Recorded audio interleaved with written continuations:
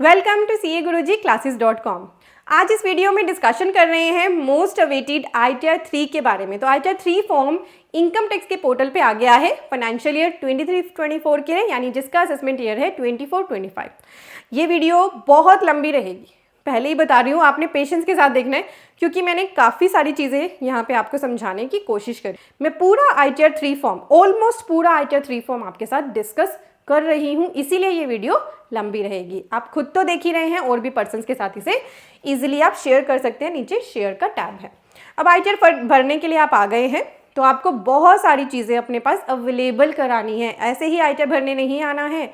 ITR 3 तो वैसे भी इतनी वाइड रिटर्न है, अगर आप ITR 1, 2, 4 नहीं भर पाए हैं तो आपके लिए है ITR 3, क्योंकि इसमें सारे हेड्स कवर है, इसीलिए इतनी वाइड रिटर्न है। इसको समझना ही अपने आप ही, मतलब इतने सारे सेक्शंस हैं, हर सेक्शन की नॉलेज तो आपको एक ही वीडियो में हम दे भी नहीं सकते।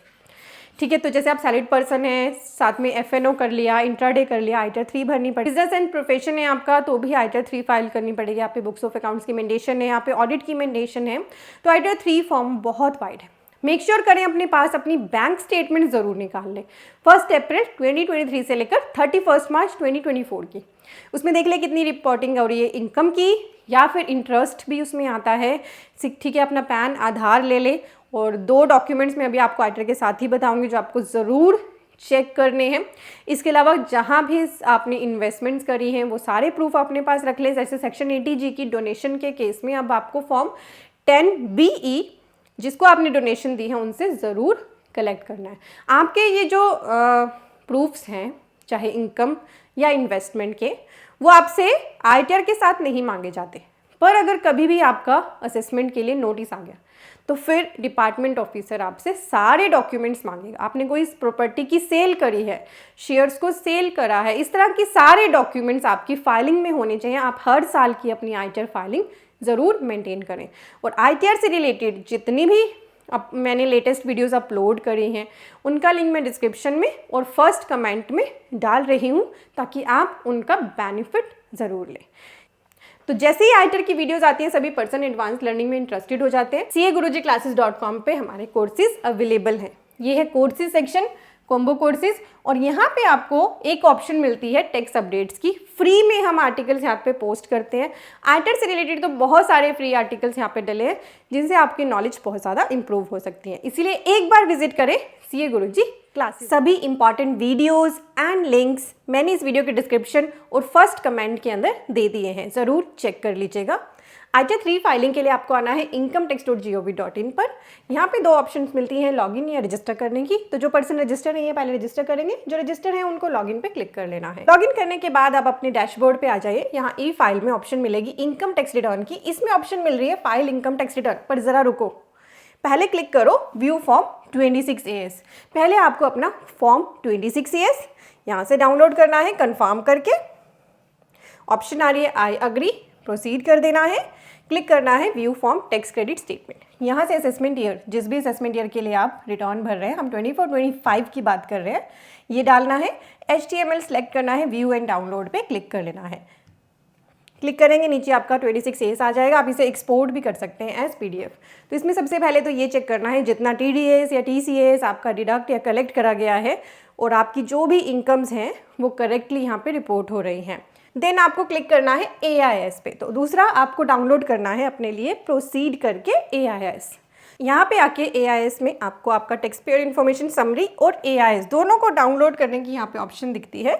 आप इनके थ्रू इसे डाउनलोड कर लीजिए। तो अपने 2 डॉक्यूमेंट सबसे पहले आपने डाउनलोड करने हैं, क्योंकि AIS में आपकी सारी इनकम्स, शेयर मार्केट में की गई ट्रांजैक्शंस, आपने कोई टैक्स भरा है वो भी इसमें दिखता है। पहले 26AS में दिखता था, अब इसमें दिखता है। आपने कोई डोनेशन दी है उसकी भी सारी डिटेल अब इसके अंदर आती है। 80G के नियम भी बदल चुके हैं। ठीक है, तो आपने ये दोनों डॉक्यूमेंट्स अपने ज़रूर डाउनलोड करने हैं। अब आपको क्लिक करना है ई फाइल में इनकम टैक्स रिटर्न में, फाइल इनकम टैक्स रिटर्न। आप इसी पेज पर आ जाएंगे। यहाँ पे आपके सामने सबसे पहले असेसमेंट ईयर को सिलेक्ट करने की ऑप्शन है। तो हम असेसमेंट ईयर सिलेक्ट कर रहे हैं करंट 24-25। यहाँ पे ऑप्शन है ऑनलाइन मोड या ऑफलाइन यूटिलिटी से भी आप फाइल कर सकते हैं। ऑफलाइन यूटिलिटी आपको बाहर ही होम पेज पे डाउनलोड करने के लिए मिलती है, और फिर ऑफलाइन सेलेक्ट करके JSON आपको अपलोड करनी होती है। तो कुछ पर्सन ITR 3 के लिए ऑफलाइन यूटिलिटी भी यूज़ करते हैं, तो वो आपकी चॉइस है। सेम ही है पैटर्न, कोई चेंज नहीं है। कंटिन्यू पे क्लिक करें, फ्रेश फाइलिंग पे क्लिक कर लें। आप इंडिविजुअल हैं, HUF हैं, या कंपनी, फार्म, AOP, BOI, तो हम इंडिविजुअल के लिए यहाँ पे कंटिन्यू कर लेते हैं। देन अब हमें ITR का फॉर्म सिलेक्ट करना है, ITR 3। प्रोसीड करते हैं। और ये किन के लिए है ITR 3? ऐसे पर्सन्स जो किसी भी रीज़न से ITR 1, 2 और 4 फाइल नहीं कर पाए हैं, वो ITR 3 फाइल करेंगे। या फिर जिनकी बिजनेस या प्रोफेशन से इनकम है, ठीक है, या फिर जिनकी कुछ कॉम्बिनेशन से इनकम है, जैसे फ्यूचर एंड ऑप्शन, इसको नॉर्मल बिजनेस माना जाता है, इंट्राडे स्पेक्यूलेशन एक्टिविटी मानी जाती है। आप हैं तो सैलिड पर्सन, पर आप शेयर मार्केट में इंट्राडे करते हैं, FNO करते हैं, तो आपको ITR 3 फाइल करनी पड़ती है। अब हम क्लिक करते हैं लेट्स गेट स्टार्टेड। तो आपकी ITR 3 ना बहुत वाइड रिटर्न है, बहुत वाइड। इसके बहुत सारे कंसेप्ट्स हैं। अगर समझना चाहें तो CAGuruji पे हमारा कोर्सेज सेक्शन के अंदर इनकम टैक्स का डिटेल्ड कोर्स है, जिसमें हमने डिटेल कवरेज करी है सभी कंसेप्ट्स की। ये वाला कोर्स क्लिक करके आप इसे बाय कर सकते हैं, इसमें एनरोल कर सकते हैं। अब यहाँ पे आपसे पूछा जा रहा है क्यों फाइल कर रहे हो इनकम टैक्स रिटर्न, रीज़न देना है। यहाँ पे पहला रीज़न तो सिंपल है कि टैक्सेबल इनकम आपकी एग्जाम्पशन लिमिट से ज़्यादा है, और दूसरा रीज़न ये है कि कुछ ऐसे पर्सन हैं जिनकी इनकम तो एग्जाम्पशन लिमिट से ज़्यादा नहीं है, बट उनकी कुछ ट्रांजैक्शन ऐसी है जिसकी वजह से उन्हें ITR फाइल करना मैंडेटरी है, जो यहाँ पे लिखी है, तो वो ये सिलेक्ट कर सकते हैं। इस तरह की वीडियोस मेरी यूट्यूब चैनल पे रेगुलरली आ रही हैं, तो उनको वॉच करना। मैं पहला रीज़न सिलेक्ट कर रही हूँ अभी के लिए, एंड देन क्लिक कर रही हूँ कंटिन्यू पे। तो ये आपको ज़रूर करने हैं, ये स्टेप्स जो दिख रहे हैं ना आपको। अब देखिए यहाँ पे आपके सामने 1, 2, 3, 4, 5, 6, 7 7 शेड्यूल दिख रहे हैं। इन 7 शेड्यूल्स के अंदर भी फर्दर बहुत सारे शेड्यूल्स हैं। तो जैसे जर्नल का सबसे पहले यहाँ पे शेड्यूल, 2 शेड्यूल हैं यहाँ पे। पहला तो अपने आप ही ऑटो टिक है, पार्ट ए जर्नल इन्फॉर्मेशन तो सभी को भरनी है, तो इसलिए तो टिक ही रहेगा, इसको आप हटा भी नहीं सकते, ये मैंडेटरी है, यहाँ लिखा है। शेड्यूल 5A ये civil code, produce civil code, ये गोवा के पर्सन्स के लिए एप्लीकेबल है, तो हम अभी इसको छोड़ रहे हैं। देन अगला शेड्यूल इनकम का। अब हमें बतानी है हमें कौन कौन सी इनकम यहाँ रिपोर्ट करनी है। तो ITR 3 भर रहे हो, सैलरी भी डाल सकते हो, हाउस प्रॉपर्टी भी, कैपिटल गेन भी, और कैपिटल गेन के फर्दर शेड्यूल्स हैं। Virtual digital asset, crypto currency में आप करते हो वो भी डाल सकते हो, अदर सोर्सेज की इनकम भी डाल सकते हो, क्लबिंग इनकम डाल सकते हो, स्पेशल रेट्स की जो शेड्यूल है ये अपने आप आता है। Schedule income from partnership firm, exempt income, pass through income, and schedule income from outside India and tax relief, and schedule summary of tax relief. तो जो भी आपने इनकम अर्न की है, इन शेड्यूल्स को पढ़ के आपको पता चल जाएगा, ठीक है। तो अपने लिए रिलीवेंट शेड्यूल्स को आप क्लिक कर लो। जैसे मैं आपको समझाने के लिए शेड्यूल सैलरी भी बता दूंगी थोड़ा सा, हाउस प्रॉपर्टी, कैपिटल गेन। वैसे मैंने ITR 2 के अंदर ये कवर कर रखी है, फिर भी मैं आपको थोड़ा सा यहाँ बता दूंगी। ITR 2 की वीडियो ज़रूर देख लेना, लिंक डिस्क्रिप्शन और पिन कमेंट में है। ये भी क्लिक कर लेते हैं हम, ठीक है। फॉरेन इंस्टीट्यूशनल इन्वेस्टर्स का, ये तो फॉरेन इनकम के लिए है। शेड्यूल VDA भी क्लिक कर लेते हैं। अदर सोर्सेज का, क्लबिंग अगर है तो कर लेना, ठीक है। तो मैं कुछ यहाँ पे एग्जाम्प्ट इनकम, ये भी बड़ी इंपॉर्टेंट होती है, मैंने कुछ शेड्यूल यहाँ पे सिलेक्ट कर लिया। यहाँ पे बिजनेस के केस में नेचर ऑफ बिजनेस, तो अगर आप बिजनेस एंड प्रोफेशन के लिए ITR 3 भर रहे हैं तो उस केस में आपको नेचर ऑफ बिजनेस भी बताना होता है, ये तो अपने आप सिलेक्टेड है। Balance sheet, manufacturing, trading and profit and loss account, ये बड़ा इंपॉर्टेंट है कि कौन पर्सन इनको भरेगा और कौन नहीं, उसकी सेपरेट वीडियो ये वाली ऑलरेडी मैंने अभी अपने चैनल पे डाली है। मैंने इसीलिए ITR 3 फाइलिंग से पहले डाली थी, ताकि मैं आप लोगों को क्लियर कर सकूं कि बुक्स बनाना किसके लिए मैंडेटरी है ITR फाइलिंग के टाइम पे। तो इस वीडियो को ज़रूर देखना, नहीं तो आप गलती कर दोगे कि आपके ऊपर एप्लीकेबल होगी balance sheet banana, P&L banana, but आप छोड़ दोगे, नो अकाउंट केस में डाल दोगे। तो इसीलिए वो वीडियो ज़रूर देखना, ठीक है। Schedule other income for business, quantitative details, ये जो क्वांटिटी की डिटेल रखते हैं उनके लिए एप्लीकेबल है। यहाँ मैंडेटरी है ये तब जब अगर ऑडिट करा रहे हो आप अंडर सेक्शन 44AB। काफ़ी चीज़ें यहाँ पे लिखी होती हैं आपकी हेल्प के लिए। Schedule income from business and profession, ये ऑलरेडी टिक है, हमें चाहिएगा। एक्सपेंडिचर ऑन साइंटिफिक रिसर्च, ये आपके लिए एप्लीकेबल है तो कर लेना।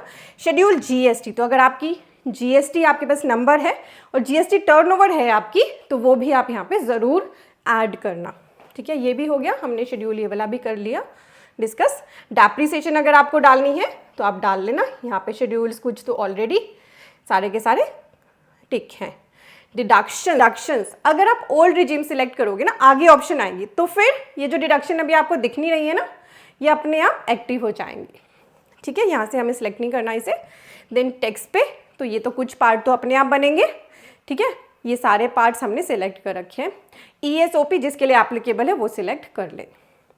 अदर शेड्यूल्स में आप देख लीजिए, करंट ईयर के लॉसेस, अगर आपने इस साल आपको कोई लॉस है, बिजनेस से, तो वो आपका यहाँ आएगा। ब्रॉट फॉरवर्ड, पुराने लॉसेस को ब्रॉट फॉरवर्ड करना है। Carry forward losses, current year के लॉस को आपने आगे कैरी फॉरवर्ड करना है। AMT का शेड्यूल खुद ही ऑटोमेटिक यहाँ पे सिलेक्ट होगा अपने हिसाब से। फॉरेन एसेट्स या शेड्यूल एसेट एंड लाइबिलिटी, ये उनको फाइल करना मैंडेटरी होता है जिनकी इनकम 50 लाख से ज़्यादा होती है। तो 50 लाख से ज़्यादा इनकम है तो इस शेड्यूल को ज़रूर टिक कर लेना। तो देखिए आधे से ज़्यादा तो इंपॉर्टेंट चीज़ें मैंने आपको यहीं पे डिस्कस करा दी। ये शेड्यूल ही इतने इंपॉर्टेंट है, अगर आप इन्हें आराम से पढ़ेंगे तो आधे से ज़्यादा अंडरस्टैंडिंग तो आपकी वैसे ही बन जाएगी। अब हम क्लिक करेंगे कंटिन्यू पे। यहाँ पे एक मैसेज आ रहा है, आप कंटिन्यू पे क्लिक कर लें। स्किप द क्वेश्चन कर दें। यहाँ पे मैसेज आ गया कि आपकी IITR प्री फिल्ड है, जो इन्फो IT डिपार्टमेंट के पास अवेलेबल थी 26 AS और AIS के बेस पे। पर अगर आपको कहीं भी लगे कि आपका डेटा मिसमैच है तो आप उसे एडिट कर सकते हैं। प्री फिल्ड डेटा का मतलब ये नहीं है कि जो डेटा आ गया आप उसे एडिट नहीं कर सकते, ठीक है। इस मैसेज को ओके कर दें। अब ये आगे हमारे पास एक्टिव होके शेड्यूल। तो IITR 3 की वीडियो दोबारा बता रही हूँ, बहुत ही लेंदी रहेगी क्योंकि काफ़ी सारे शेड्यूल मैं आपके साथ यहाँ डिस्कस कर रही हूँ। आपने पेशेंस के साथ देखना है, ठीक है। कहीं भी लगे कि नहीं मेरे बस की नहीं है IITR 3 फाइल करना, तो आपको स्क्रीन पे एक्सपर्ट्स की वेबसाइट दिख रही है, आप इनके साथ कॉन्टैक्ट कर सकते हैं।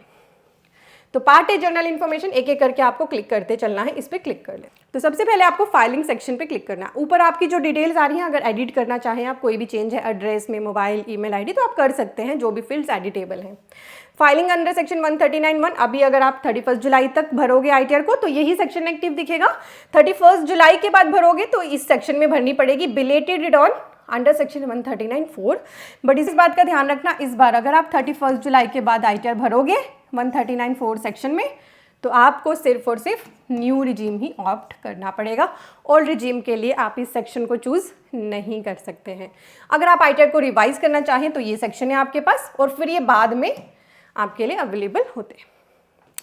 नाउ अब आपको आगे पूछा जा रहा है, have you exercise the option under section 115 BAC of opting out of the new regime. तो न्यू रिजीम आपका डिफॉल्ट रिजीम है, यानी कि अगर आप यहाँ पे नो सिलेक्टेड है, नो ही रहने देंगे, दैट मीन्स आपने नया रिजीम ऑप्ट कर लिया है। और अगर आप इसे येस कर देंगे within the due date, देखो लिखा है within the due date ही आप इसे येस कर पाएंगे 31 जुलाई तक, तो ये ऑप्शन एक्टिव हो जाएगी। और IITR 3 के साथ आपको फॉर्म 10I EA भरना पड़ेगा अगर आप ओल्ड रिजीम में जाना चाहते हो, ठीक है। कैसे भरना है फॉर्म 10I EA, चैनल में है। फॉर्म 10I EA की वीडियो मैंने काफ़ी पहले डाल दी थी, जब ये फॉर्म एक्टिव हुआ था तभी डालती थी।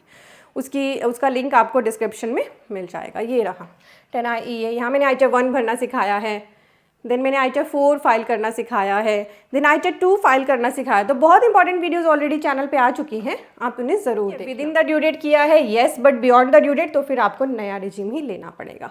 तो अगर आप येस करेंगे तो देखिए यहाँ पे है, if option other than no is selected please furnish the date of filing and acknowledgement number of form 10I EA। तो अगर आप इस में जाएंगे तो 10I EA का आपको यहाँ पे date of filing and acknowledgement number ज़रूर डालना है, तभी आप IITR 3 के साथ ओल्ड रिजीम सिलेक्ट कर पाएंगे। और पीछे जो हमने जो किया था ना कि हम IITR भर रहे हैं क्योंकि हमारी इनकम टैक्सेबल लिमिट से ज़्यादा है, उस रिस्पॉन्स को अगर आप एडिट करना चाहें तो वो ऑप्शन भी यहाँ पे दी होती है। IITR 3 को क्योंकि NRI यानी नॉन रेजिडेंट्स, जो इंडिया के रेजिडेंट नहीं है, वो भी भर सकते हैं, तो इसीलिए इसके अंदर रेजिडेंशियल स्टेटस आपसे पूछा जाता है। आप रेजिडेंट हैं, नॉन रेजिडेंट है, या resident but not ordinary resident है। रेजिडेंट है तो सिंपल सिलेक्ट करके यहाँ पे कुछ कंडीशंस दिख रही हैं आपको। जर्नली जो इंडिया में ही रहते हैं उनके लिए पहली कंडीशन से ही सारा काम हो जाता है। अगर आप NRI हैं तो देखिए यहाँ पे आपको सिलेक्ट करना होता है you were a non resident, and then आपको ज्यूरिडिक्शन ऑफ द रेजिडेंस, यहाँ पे कंट्री सिलेक्ट करनी होती है, और वहाँ का टैक्स पेयर आइडेंटिफिकेशन नंबर भी ज़रूर डालना होता है। और अगर एक से ज़्यादा कंट्री के रेजिडेंट है तो ऐड एंड अदर करके डाल सकते हैं। तो NRI के केस में ये एक्स्ट्रा डिटेल होती है। रेजिडेंट है तो बस रेजिडेंट सिलेक्ट करके क्लिक कर लें। तो मैं आपको बहुत डिटेल में करा रही हूँ, इसीलिए दोबारा बता रही हूँ, वीडियो लंबी रहेगी, पेशेंस के साथ आपने देखनी है। देन आपसे ये कुछ क्वेश्चन किए जा रहे हैं, do you want to claim the benefit under section 115H, ये एप्लीकेबल है इन केस ऑफ रेजिडेंट, हम नहीं कर रहे हैं। वैसे अगर आपको इन्फो चाहिए होती है किसी भी चीज़ की तो आई बटन पे क्लिक करें। ये है benefit under chapter to be available in certain cases even after SSC become resident. तो अगर आप ये कोई सेक्शन के अंदर ले रहे हो बेनिफिट तो येस कर लेना, वरना no. Are you govern by Portuguese civil code, ये सबसे पहले भी हमसे पूछा गया था, हमने नो कर रखा है, ये गोवा के लिए एप्लीकेबल है। Then whether SSC has a unit in IFSC centre and derives only in convertible foreign exchange है, ठीक है, आपको नो करना है। Other you are an FPI, इस पर नो कर देना है।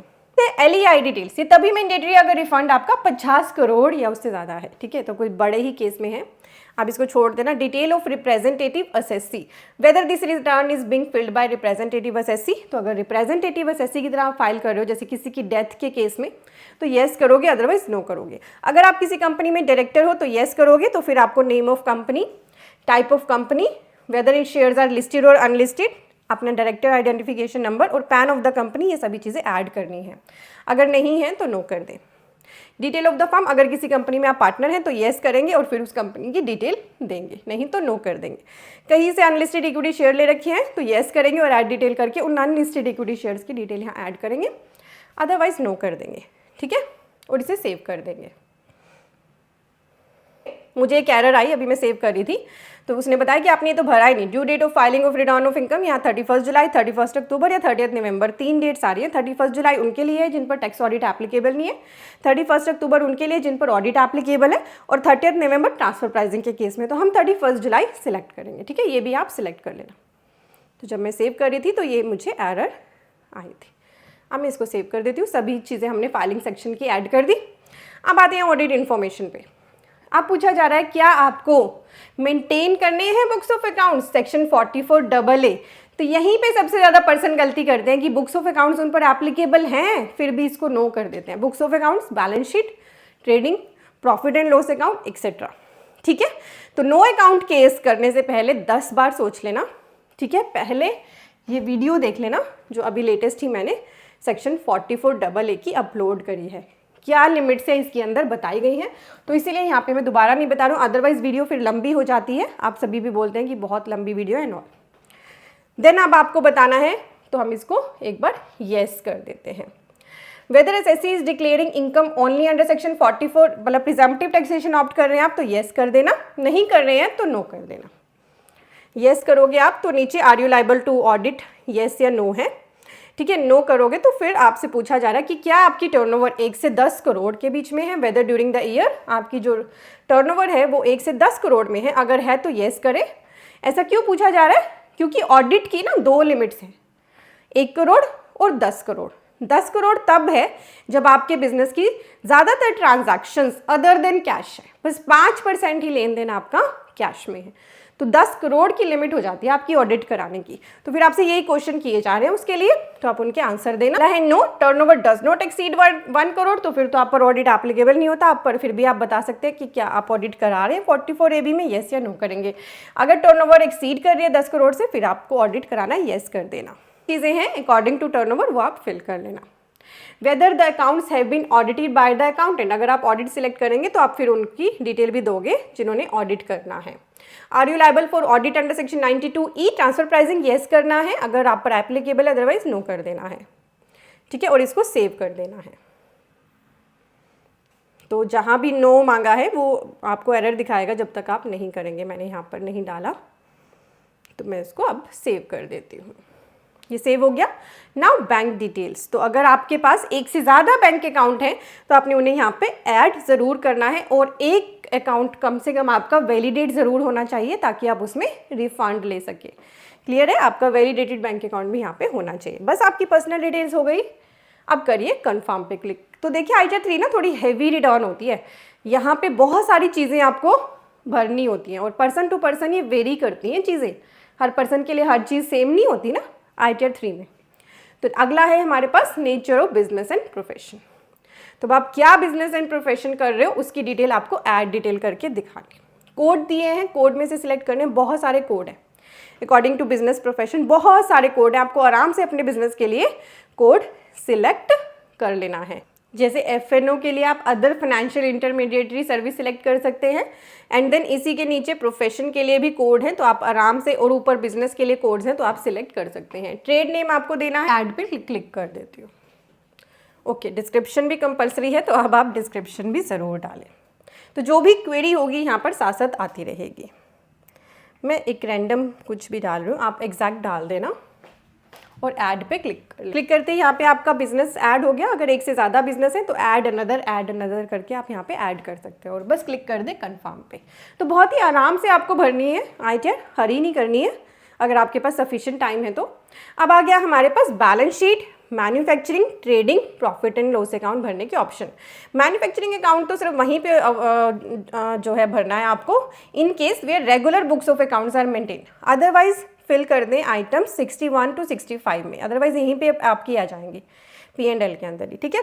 तो हम आपको बैलेंस शीट दिखा देते हैं, क्लिक करते हैं। शीट में आपके होते हैं सोर्सेज ऑफ फंड, कहाँ से फंड्स आए, एप्लीकेशन ऑफ फंड्स कहाँ पे यूज हुए, एंड देन तीसरा है नो अकाउंट केस। तो ये तो सबसे इजी लगता है सभी को कि बस ये 4 आइटम डालो और काम खत्म। कौन कौन सी 4 आइटम्स है, तो ये उन्हीं के लिए एप्लीकेबल है। In a case where regular books of accounts of business and profession are not maintain.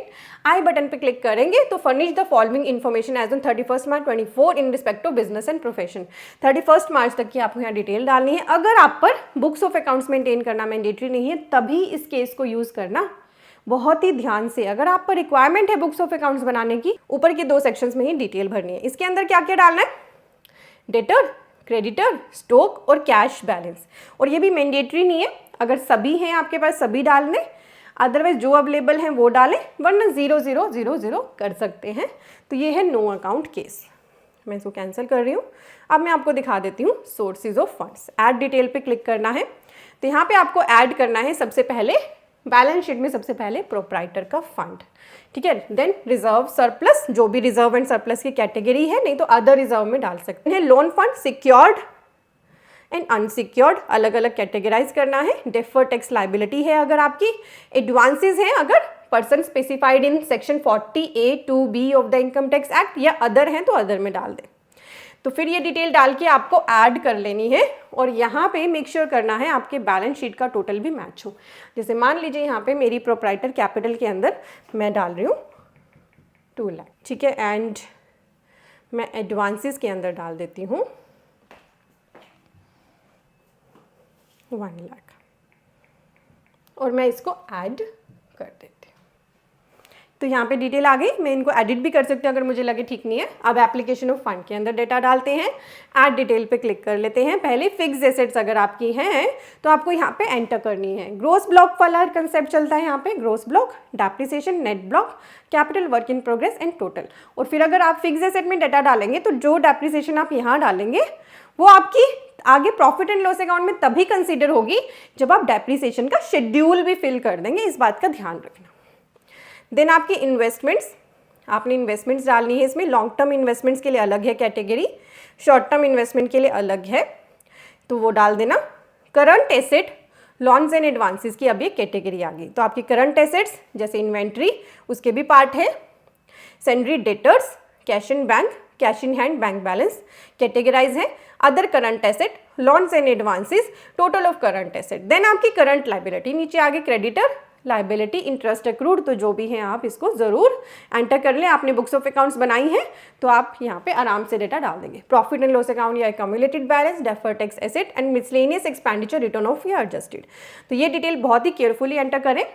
अब क्योंकि मैंने 3 लाख रुपए लाइबिलिटी में डाले हैं तो मुझे इसे मैच करना है, तो मैं इसको ऐड कर रही हूँ 1 लाख तो कैश में।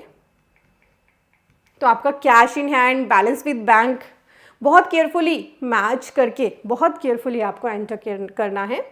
और अदर एसेट्स के अंदर मैं दिखा देती हूँ, आपको एग्जाम्पल के लिए बता रही हूँ, आपने अपनी करेक्ट डिटेल्स एंटर करनी है। तो यहाँ मैंने सोर्सेज ऑफ फंड और एप्लीकेशन ऑफ फंड दोनों ऐड कर दिए। तो देखिए दोनों का ही टोटल 3 लाख मैच हो गया है। नो अकाउंट के केस में ऐसे कोई मैचिंग नहीं होती है। अकाउंट पर अगर बुक्स मेंटेन कर रहे हो तो इस चीज़ का ध्यान रखना। अब कर देते हैं कंफर्म। यहाँ पे एक वार्निंग आ रही है, ओके कर दें। नाउ मैन्युफैक्चरिंग अकाउंट जिसके लिए कंपलसरी है वही पर्सन फाइल करेंगे, उनको फिर ये सारी डिटेल स्टॉक वगैरह की, purchases, direct expenses, closing stock enter करने हैं। आपके केस में नहीं है तो बस इस शेड्यूल को कंफर्म कर दें।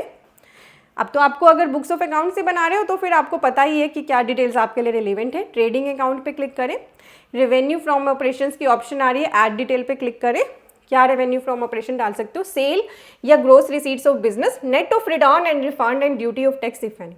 सेल ऑफ गुड्स दिखा सकते हो, सेल ऑफ सर्विस एडिट करके दिखाना पड़ेगा आपको, और other operating revenue. Gross receipt profession की, ऊपर तो बिजनेस की गुड्स एंड सर्विस के लिए है, नीचे है प्रोफेशंस के लिए रिसीट्स डालने की ऑप्शन। सी है आपका duties and taxes and cess received और receive in respect of goods and service sold and supplied. तो आपकी अगर ये डिटेल्स हैं तो डाल दीजिए, नहीं है तो बस आप इसको कंफर्म कर दीजिए। Balance sheet manufacturing trading account, now moving on to the P&L। ये बहुत इंपॉर्टेंट है, बुक्स ऑफ अकाउंट्स अगर आप बनाते हैं तो credits to profit and loss account और debits to profit and loss account डालना है आपको। Provision for tax and appropriation, balance credit to balance sheet in proprietor account. Presumptive income अगर आपने दिखाई है उसकी ऑप्शन अलग है, तो अगर आप प्रिजम्पटिव इनकम चूज कर रहे हैं तो उसके लिए आप यहाँ पे डालेंगे। ये कैसे डालना है, इनकम क्या है, इन सेक्शंस के बारे में पूरा डिटेल में मेरा आर्टिकल है जिसका लिंक मैंने डिस्क्रिप्शन में दे दिया, और ITR 4 के अंदर मैंने इसे पूरी तरीके से कवर किया है, तो वो आप देख लेना। देन नो अकाउंट केस पे क्लिक करेंगे तो देखिए उस केस में P&L में क्या क्या डालना है। अब इसे समझिए, नो अकाउंट केस के केस में भी इन्होंने 3 कैटेगरी बना दी है, वेरी इंपॉर्टेंट। बिजनेस के केस में अलग से दिखाने की ऑप्शन है नो अकाउंट केस में, जिनको बुक्स ऑफ अकाउंट्स बनाने की रिक्वायरमेंट नहीं है। प्रोफेशंस के केस में अलग है और स्पेक्यूलेटिव एक्टिविटी के केस में अलग है। तो अब ये पहले ऑप्शन अलग नहीं होती थी, अब स्पेक्यूलेटिव एक्टिविटी जो है आपकी, यानी आपकी इंट्राडे एक्टिविटी, उसको आपने अलग से यहाँ पे दिखाना है। FNO तो आपका नॉर्मल बिजनेस होता है, तो वो तो फिर नॉर्मल बिजनेस की तरह ट्रीट करोगे आप, और अगर उस पर बुक्स ऑफ अकाउंट्स बनाने की मैंडेशन आती है तो वो फिर आपको balance sheet and P&L proper बनाना पड़ेगा। तो बिजनेस के केस में ग्रोस रिसीट्स बता दो कितनी आई थ्रू बैंक पेमेंट या अदर मोड, एंड यहाँ पे आप बताओगे ग्रोस प्रॉफिट, टोटल एक्सपेंस, और यहाँ आ जाएगा आपका नेट प्रॉफिट। ठीक है, तो बुक्स ऑफ अकाउंट्स बनाने की क्योंकि आपको रिक्वायरमेंट नहीं है तो बस आपसे इतनी इन्फो ली जा रही है। अब आते हैं प्रोफेशन पे। ऐसे ही प्रोफेशन के केस में ग्रोस रिसीट्स की डिटेल दे दो, ग्रोस प्रॉफिट, एक्सपेंस, और आपका आ जाएगा नेट प्रॉफिट। स्पेक्यूलेशन एक्टिविटी के केस में देखिए ये समझ लीजिए, बहुत सारे पर्सन इंट्राडे करते हैं, तो आपने रिपोर्ट निकाल लेनी है। जिस भी डीमेट अकाउंट के थ्रू आप करते हैं वहाँ से रिपोर्टिंग निकल जाती है, कैपिटल गेन शीट निकल जाती है, उसको निकाल लेना। सारा प्रॉफिट एंड लॉस अकाउंट आपका निकल आता है, उसमें सारी डिटेल दी होती है, तो वहाँ से ले लेना। आपका ग्रोस प्रॉफिट कितना है, टर्नओवर कितनी है, में से आपने लेनी है पहले टर्नओवर। स्पेक्यूलेशन एक्टिविटी की ज़्यादातर ऐसी रिपोर्ट्स में टर्नओवर दी होती है। देन ग्रोस प्रॉफिट, एक्सपेंडिचर, अगर आपकी इनकम है या लॉस है तो दोनों यहाँ पर अपने आप आ जाएंगे। इस तरह से आपको नो अकाउंट केस के अंदर डिटेल यहाँ पे ऐड करनी है, हो गया। और अगर आपने बुक्स ऑफ अकाउंट्स बना रखे हैं तो आपको प्रॉफिट एंड लॉस अकाउंट के क्रेडिट्स एंड डेबिट्स भी डालने हैं। क्रेडिट्स यानी आपकी इनकम, तो पहले ग्रोस प्रॉफिट जो ट्रेडिंग अकाउंट से आया, अपनी जो वहाँ पे सेल डाली थी अपनी या प्रोफेशन की ग्रोस रिसीट डाली थी, वो यहाँ पे आ जाएगी कैरी फॉरवर्ड होकर। देन अदर इनकम, अगर कोई और है आपकी P&L में अदर इनकम आ रही है कोई, क्या क्या हो सकती है, rent, commission, dividend, interest, profit on sale of fixed asset, profit on sale of investments being securities chargeable to STT, and profit on sale of other investment. ठीक है, गेन या loss on account of foreign exchange fluctuation. तो जो भी income और है आपके P&L में, आपकी सेल या प्रोफेशन की रिसीट के अलावा, तो वो आप यहाँ पे अदर इनकम में डाल दीजिए। कल्चर इनकम डालने की भी यहाँ ऑप्शन है। Any other income, then nature of income आपको बताना है, जैसे लाइबिलिटी रिटर्न बैक है तो वो लिखनी है, या कोई और इनकम है आपकी जो ऊपर नहीं आ रही तो वो आप लिख के यहाँ पे रिपोर्ट कर सकते हैं। ये आगे आपकी सारे क्रेडिट्स, आप इनको डाल के और ऐड पे क्लिक कर लोगे। क्लिक करते ही अब आ गए हम डेबिट्स पे। तो अब यहाँ पे हमें एक्सपेंसेस रिपोर्ट करने हैं, जैसे freight outward, consumption of store and spare part, power and fuel, rent, repair to building, repair to machinery, employees को जो आपने कंपनसेशन दिया है, तो आप यहाँ पे पढ़ के आराम से, इंश्योरेंस के लिए, कमीशन के लिए अलग अलग यहाँ पे हेड है, क्रेडिट्स डाल देना आप। ठीक है, नेट प्रॉफिट बिफोर टैक्स आ जाएगा, provision for tax and appropriations, ये आप डाल देना। ठीक है, प्रिजम्पटिव इनकम अगर डालने तो यहाँ से डाल देना, नो अकाउंट केस मैंने आपके साथ डिस्कस कर लिया। तो ऐसे आपने अपना profit and loss balance sheet की डिटेल्स यहाँ पे एंटर करनी है। ठीक है, तो हमने मेजर डिस्कशन कर ली, ये सबसे इंपॉर्टेंट है बुक्स ऑफ अकाउंट्स वाली जो हैं आपकी ऑप्शंस। अदर इन्फॉर्मेशन ये उन्हीं के लिए एप्लीकेबल है, ऑप्शनल इन केस जिनके ऊपर ऑडिट एप्लीकेबल नहीं उनके लिए तो ऑप्शनल है, अदरवाइज अगर ऑडिट एप्लीकेबल है तो मैंडेटरी है। इसमें ये पूछा जाता है कि स्टॉक का कौन सा मेथड यूज़ करते हो एक्सेट्रा। देन आ जाता है हमारा शेड्यूल सैलरी हाउस पर्टी और शेड्यूल बिजनेस एंड प्रोफेशन। ये हमने जो इनकम दिखाई है उसके बेस पे ऑटोमेटिक इसमें इनकम रिपोर्ट होगी। पहले मैं सैलरी पे चलती हूँ। अब हमारी जो ITR 3 है ना, सबसे वाइड रिटर्न है, तो सैलरी का भी इसमें वाइड ब्रेकअप मांगा जाता है। तो अगर आप ITR 3 भर रहे हो, सैलरीड पर्सन हो, तो मेक श्योर करें सैलरी का डिटेल ब्रेकअप अपने एम्प्लॉयर से ले लें। एक तो आपके एम्प्लॉयर की यहाँ पे पूरी डिटेल आएगी, name of employer, tan, address, town, state, pin code, nature of employer कि आप सेंट्रल गवर्नमेंट एम्प्लॉय हैं, स्टेट या पब्लिक सेक्टर या फिर प्राइवेट के, तो वो भी आपको देना है। देन सेक्शन 17(1) की आपकी सैलरी यहाँ पर आ रही है, एज पर फॉर्म 16 आपको देनी है। तो देखिए यहाँ पे ब्रेकअप देना पड़ता है, बेसिक सैलरी कितनी है, डीए कितना है, convince allowance, house rent allowance, leave travel allowance, children education allowance, other allowance, contribution made by the employer. तो देखिए कितना डिटेल ब्रेकअप है। आपको यहाँ पे अपनी सैलरी जो सेक्शन 17(1) की है वो पूरा ब्रेकअप देना है। देन 17(2) की सैलरी का पूरा ब्रेकअप देना है। देन आपकी profit in लिeu of salary section 17 थी, उसका पूरा ब्रेकअप देना है। तो आइडिया 3 थोड़ी वाइड हो जाती है, सैलरी के केस में भी हमें पूरी डिटेल यहाँ पे एंटर करनी पड़ती है, फिर निकलती है आपकी ग्रोथ सैलरी। तो अपने एम्प्लॉयर से पूरा ब्रेकअप लेना अगर आइडिया 3 आप भर रहे हो। मैंने कैंसिल कर दिया इसको। देन आपका आ जाता है ग्रोथ सैलरी आपने डाल दी, जितने भी आपके एम्प्लॉयर हैं, एक से ज़्यादा जगह पे काम किया है तो ऐड एम्प्लॉयर करके आपको एक से ज़्यादा एम्प्लॉयर की यहाँ ऑप्शन मिलती है। देन अलाउंसेज जो आपके एग्जाम्प्ट है, जैसे HRA वगैरह डाले होते हैं तो ऐड एंड अदर करके यहाँ पे पूरी लिस्ट है एग्जाम्प्ट अलाउंसेज की। HRA हमारा सेक्शन 10, 13A के लिए होता है।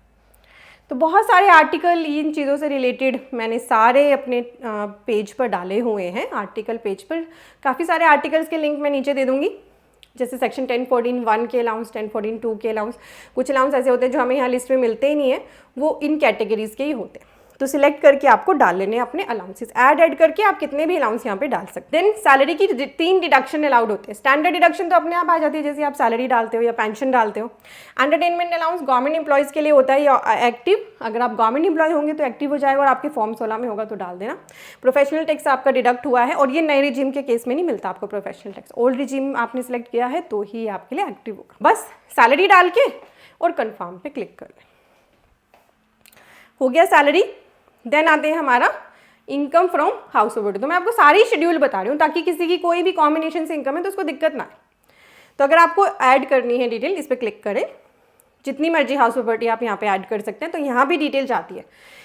आइटर 1 वगैरह तो छोटी छोटी आइटर होती है, उनमें प्रॉपर्टी की ऐसे एड्रेस वगैरह नहीं जाता, पर इसके केस में जाता है। तो आपको बताना है आपकी प्रॉपर्टी का एड्रेस और ओनर ऑफ द प्रॉपर्टी भी बताना, आप खुद हैं, माइनर है, स्पाउस है या कोई और है, और फिर उनका कितना परसेंटेज ऑफ शेयर है इस प्रॉपर्टी में।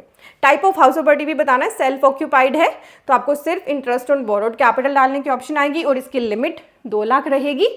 ये आप जिम में अलाउड नहीं होता।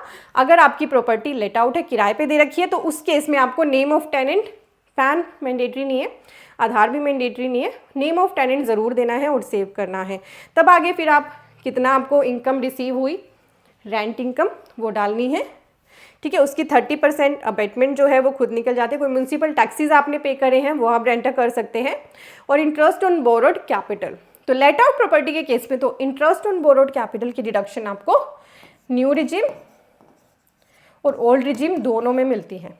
तो अभी लेटेस्ट मैंने इसके ऊपर शॉर्ट भी बनाई थी, ठीक है, बहुत पसंद करी पर्सन्स ने, पर कुछ पर्सन्स ऐसे लिख रहे थे आप गलत बता रहे हो, जबकि खुद ही उन्हें नहीं पता कि ये न्यू रिजीम और ओल्ड रिजीम के अंदर अलाउड है लेट आउट प्रॉपर्टी के केस में, और इवन इसमें कोई लिमिट भी नहीं है 2 लाख की। तो इंटरेस्ट ऑन बोरोड कैपिटल इस केस में तो मान लो आपकी 10 लाख की यहाँ इनकम है तो 30% की आपको यहाँ पे रिबेट मिल जाएगी डायरेक्टली।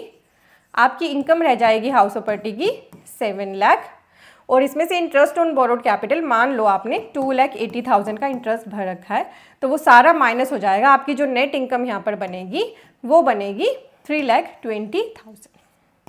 आप खुद करके देखना, ये अलाउड हो जाएगा 2 लाख से ज़्यादा भी इंटरेस्ट ऑन बोरोड कैपिटल, और नए रिजिम और ओल्ड रिजिम दोनों में अवेलेबल। हम एक बार इसको कैंसिल कर देते हैं, मैं आपको बताने के लिए डाल रही थी। बैक टू शेड्यूल्स चलते हैं। हमारे शेड्यूल बिजनेस एंड प्रोफेशन पर यहाँ पे अब आ गया है बिजनेस और profession other than speculative business and specified business, उसके लिए डिटेल ऐड करो इनकम की। तो देखिए यहाँ पे हमारे पास क्या क्या आ गया, profit before tax as per profit and loss account. तो क्योंकि मैंने तो P&L में कोई फिगर डाली नहीं है तो यहाँ पे जो भी आप फिगर डालोगे ऑटोमेटिक आ जाएगी, आप उसको खुद कुछ नहीं कर सकते। जो भी चेंज करना है फिर आपको लगे करेक्ट नहीं आ रही है इनकम, तो फिर प्रॉफिट एंड लॉस अकाउंट को पहले चेक करोगे। पहला ऑप्शन ये आ रहा है profit before tax as per profit and loss account. Then आ रहा है 2A नेट प्रॉफिट और loss from speculative business including in 1, इस 1 के अंदर इंक्लूडेड है। एंटर कर दें negative sign in case of loss, अगर लॉस है तो नेगेटिव करके दिखा दे, और नेट प्रॉफिट या लॉस फ्रॉम स्पेक्यूलेटिव बिजनेस वो वाला दिखाए जो ऊपर इंक्लूड है, उसको अलग से बता दे। प्रॉफिट एंड लॉस अकाउंट में जो आपकी स्पेक्यूलेशन एक्टिविटी की इनकम इंक्लूड है उसको आप यहाँ पे अलग बता दें, और अगर लॉस है तो नेगेटिव साइन करके बताएं। और यहाँ पे ना हेल्प भी दी होती है, जैसे ये कहाँ से आएगा, serial number 12B of trading account, serial number 65(4) of schedule P&L, ये सारा ना यहाँ पे लिखा होता है।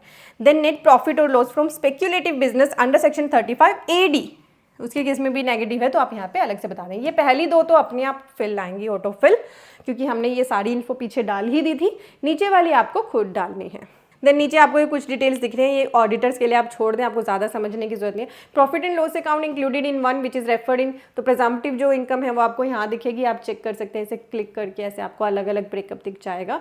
4B profit from activity covered under this rule, income credit to P&L। तो आपने आराम से ना एक एक हेड को चेक कर लेना है कि आपकी इनकम कहाँ कहाँ पे दिख रही है, ठीक है। Expenses debited to P&L account वो आपको यहाँ पे दिखेंगे, which relate to exempt income, वो डालने हैं आपको। एक्सपेंसिस डेबिटेड टू P&L जो आपने जो आपके डिसअलाउ है वो आपको यहाँ दिखेंगे, ठीक है। तो एडजस्टेड P&L आपका निकल आएगा। डेप्रिसिएशन आपको तभी दिखेगी जब आप डेप्रिसिएशन का शेड्यूल फिल कर देंगे। तो ये आपने अच्छे से चेक कर लेना है। काफ़ी लेंदी है क्योंकि आपको पता है बहुत सारी तरह की इनकम यहाँ पे रिपोर्ट हो सकती है। आपने आराम से ऊपर के जो पार्ट्स हैं ध्यान से उन्हें केयरफुली चेक करके अपना टोटल चेक करके इसको कंफर्म कर दे। ये हमारे पास आया था business and profession other than speculative business and profession. Then speculative business के लिए आ गया net profit and loss from speculative business as per profit and loss account, ठीक है। ये अपने आप आएगी फिगर। एडिशंस, अगर आपको कोई एडिशन करनी होती है इस सेक्शन के अंदर, ऑडिटर करते हैं, ये सभी डिडक्शंस होती हैं इन सेक्शंस के अंदर। इनकम फ्रॉम स्पेक्यूलेटिव बिजनेस आपकी निकल आती है, आप इसको सेव कर सकते हैं। 35AD की स्पेसिफाइड बिजनेस है तो वो यहाँ दिखेगी। Intra head set of business loss of current year, ठीक है। तो करंट ईयर का लॉस अगर आपका इंट्रा हेड सेट ऑफ हो रहा है तो आपको वो यहाँ पर दिखेगा। कुछ कैलकुलेशंस इसमें ऑटोमेटिक होती है सेट ऑफ की, कैरी फॉरवर्ड की, पर अगर आपने पुराने लॉस को ब्रॉड फॉरवर्ड करना है तो वो आपको खुद एंटर करना होता है बहुत ही केयरफुली। तो आप अपनी डिटेल सारी डाल के इस शेड्यूल को चेक करके कंफर्म कर दे। अगला शेड्यूल है schedule DPM and DOA to depreciation on plant and machinery and other asset, आपको यहाँ डालना है। समरी आ जाएगी डेप्रिसिएशन ऑन एसेट की and deemed capital gain on sale of depreciation asset. तो ये तीन शेड्यूल आपके डेप्रिसिएशन से रिलेटेड है। शेड्यूल कैपिटल गेन, ये शेड्यूल है कैपिटल गेन का। तो अगर आपने सेल करा है प्रॉपर्टी को, जैसे लैंड एंड बिल्डिंग, तो इस पे सिलेक्ट करेंगे और कंटिन्यू पे क्लिक कर लेंगे। मैं थोड़ा थोड़ा सा आपको बता देती हूँ क्योंकि इतने से भी आपको नॉलेज हो ही जाएगी। लैंड एंड बिल्डिंग बेचने पर आपको ऐड डिटेल पे क्लिक करना है। यहाँ पे डालनी है date of purchase, date of transfer, आपकी आगे की डिटेल जो है एक्टिव हो जाएंगी। जैसे मैं आपको एग्जांपल से डाल के दिखा देती हूँ। यहाँ से डेट सिलेक्ट करनी है आपने, डेट ऑफ परचेज डालनी है, डेट ऑफ सेल डालनी है और कैलकुलेट पे क्लिक करना है। यहाँ पे आपको पता चल गया ये आपका शॉर्ट टर्म कैपिटल गेन है, तो डेट ऑफ परचेज और डेट ऑफ सेल से खुद ही बता देगा। फिर आपको ऐड करनी है फुल वैल्यू ऑफ कंसिडरेशन, आपका जो सेल प्राइस है। Value of property as per stamp valuation authority आपको जरूर डालनी है, क्योंकि अगर आपकी स्टैम्प वैल्यू ज़्यादा है आपके सेल कंसिडरेशन से तो उसी के हिसाब से कैपिटल गेन कैलकुलेट किया जाता है। डिडक्शन मिलती है आपको जो आपने कॉस्ट परचेज की है, वो कॉस्ट ऑफ इम्प्रूवमेंट से शॉर्ट टर्म के केस में विदाउट इंडेक्सेशन होता है और लॉन्ग टर्म के केस में विद इंडेक्सेशन होता है। तो ये सारे जो मैंने आपके साथ इतने सारे पॉइंट डिस्कस करे हैं, सारे हमारे कोर्स के अंदर कवर है। ITR 3 बहुत वाइड होती है, बहुत ज़्यादा वाइड होती है। तो अगर आप शॉर्ट टर्म कैपिटल गेन डालेंगे ना, कभी भी आपको इंडेक्सेशन का बेनिफिट नहीं मिलेगा। लॉन्ग टर्म के केस में इंडेक्स कॉस्ट का बेनिफिट मिलता है। तो आपका यहाँ पे बैलेंस आ जाएगा। और कोई डिडक्शन ले रहे हो आप सेक्शन 54BG या 54GA की, तो यहाँ ऐड अनदर करके आप उसको सिलेक्ट कर सकते हैं और यहाँ पे आपकी कैलकुलेशन हो जाएगी short term capital gain property के केस में। लॉन्ग टर्म होता तो फिर लॉन्ग टर्म के केस में आप यहाँ पे इंडेक्स कॉस्ट ऑफ एक्विजिशन डाल के अपनी वैल्यू निकाल सकते। बैक टू शेड्यूल आ गए हम। तो लैंड एंड बिल्डिंग आपने समझ लिया, स्लम्प सेल करी है आपने तो वो आप यहाँ से डाल सकते हैं। इक्विटी शेयर या unit of equity oriented mutual fund जिन पर STT पे किया गया है उनको आपको इसको सिलेक्ट करके डालना है। और अगर 112 एक सेक्शन का है तो इसको सिलेक्ट करके आपको ऐड करना है, ठीक है। शेयर्स के केस में ये करें। अगर आपको लगे कि मेरी एसेट तो इस लिस्ट में मुझे दिख ही नहीं रही, तो फिर आपके लिए रिलेवेंट होगा ये वाला schedule, from sale of asset other than all above listed items. तो आपको अकॉर्डिंगली शेड्यूल्स को सिलेक्ट करना है, उनमें सब में यही डिटेल आपसे मांगी जाती है, date of purchase, date of sale, फिर देखा जाता है लॉन्ग टर्म है या शॉर्ट टर्म है, फिर आपका सेल कंसिडरेशन, उसमें से माइनस किया जाता है आपकी परचेज वैल्यू, लॉन्ग टर्म होता है तो इंडेक्स कॉस्ट का आपको बेनिफिट मिल जाता है, और फिर आपका निकल आता है कैपिटल गेन या लॉस। तो ये जो डिटेल्स हैं शेयर्स की या बिल्डिंग की, ये आपको खुद बनानी है अपनी डिटेल्स। कहीं भी दिक्कत आए तो एक्सपर्ट ओपिनियन ज़रूर ले लीजिएगा, गलती मत करना ITR में। तो मैं आपको एक ओवरव्यू दे रही हूँ, ठीक है, क्योंकि बहुत वाइड है ITR 3, बहुत ज़्यादा वाइड है, तो ओवरव्यू के लिए ही मैंने ये वीडियो बनाई थी। तो अगर आपको long term capital gain on sale of specified security डालना है तो ये शेड्यूल भी आपको भरना पड़ेगा, 112 कैपिटल ऐड डिटेल करके ये शेड्यूल आपको भरना है। सेल ये यूनिट्स कब एक्वायर करें, मान लो आफ्टर 31 जनवरी करें तो ISIN कोड रिक्वायर्ड नहीं है, कंसोलिडेटेड आपको डिटेल डाल देनी है, cost of acquisition, full value of consideration and expenditure, आपका कैपिटल गेन या लॉस निकल आएगा। कैंसिल कर देते हैं, हम बैक टू शेड्यूल चलते हैं। तो देखिए हमने कितने सारे शेड्यूल डिस्कस कर लिए, बस कुछ ही शेड्यूल रह गए। वर्चुअल डिजिटल एसेट ओके कर देते हैं, क्लिक करते हैं ऐड डिटेल पे। तो आपने क्रिप्टो करेंसी में अगर ट्रांजैक्शंस करी हैं तो वो आपको यहाँ पे कंसोलिडेट करके डालनी है, ठीक है। इनकम का ही बेनिफिट मिलता है VDA के केस में। VDA के केस में आप इनकम से अपना लॉस एडजस्ट नहीं कर सकते। तो date of acquisition, date of transfer, head, कौन से हेड में ये आपकी जा रही है, बिजनेस में या कैपिटल गेन में, तो आपके पास ऑप्शन होती है, आप उसको बिजनेस इनकम मानना चाहें या कैपिटल गेन, ठीक है। मान लो कैपिटल गेन मान रहे हो तो कॉस्ट ऑफ एक्विजिशन डालनी है, ठीक है, परचेज प्राइस कितना, सेल प्राइस है, फिर ये आ जाएगा आपका income from transfer of VDA। Enter nil करना है, अगर लॉस है, लॉस के केस में नील आ जाएगा अपने आप, क्योंकि लॉस का बेनिफिट यहाँ पे आपको मिलता ही नहीं है। तो ये कंसोलिडेटेड डालना है, पर VDA के केस में क्या होता है कि बहुत सारी ट्रांजैक्शंस होती हैं, तो फिर वो आपको रिपोर्ट अपने आप मैनेज करनी है, कैसे एंटर करनी है। उसकी सेपरेट वीडियो जल्दी ही मेरे चैनल पे आएगी, कैसे VDA के केस में आपको अपनी रिपोर्टिंग बनानी है, कैसे यहाँ पे एंटर करनी। देन हमारे 3 शेड्यूल समझिए। CYLA, detail of income after set of current year losses. तो मान लो आपका इस साल में 3 लाख का लॉस आ गया है, ठीक है। तो ये आपका इस शेड्यूल के अंदर ऑटोमेटिक आ जाएगा, किस हेड के अंदर इनकम है, किस हेड के अंदर लॉस है, अलग अलग आपको इसमें दिखेगा, आपको बस कंफर्म करना है। देन ये वाला शेड्यूल है आपका schedule CFL, detail of past year losses to be brought forward and current year losses to be carry forward, this is very important. And then schedule BFLA, income after set off brought forward losses of earlier year. तो आपने ना सबको एक बार click जरूर करना है, तो मैं एक बार इस पे क्लिक करती हूँ CFL वाले शेड्यूल पे। अब इस शेड्यूल के अंदर आप देखिए आपको कुछ ईयर्स दिख रहे हैं, इन ईयर्स के अंदर ना आपको डिटेल डालने की खुद ऑप्शन मिलती है।